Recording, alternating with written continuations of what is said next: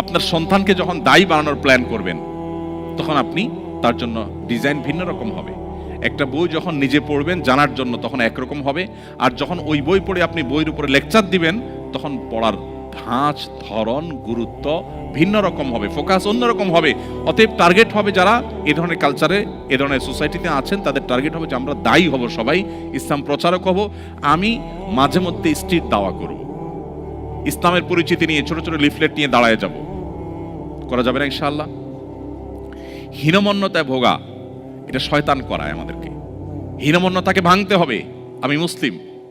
আমার নবীজি, সাহাবা ইকরাম মক্কার প্রতিকূল পরিবেশে তারা যদি মুসলিম আইডেন্টিটি নিয়ে মাথা উঁচু করে সেদিন না দাঁড়াতেন, আজকে আমি মুসলিম হতে পারতাম না। সো আমার এই মাটিতে আমার বংশধর আগামী 50-100 বছর পর তারা মুসলিম পরিচয় নিয়ে দাঁড়াতে হলে আমাকে এখন হীনমন্যতার এই দেয়াল ভাঙতে হবে, দাওয়াতের কাজ করতে।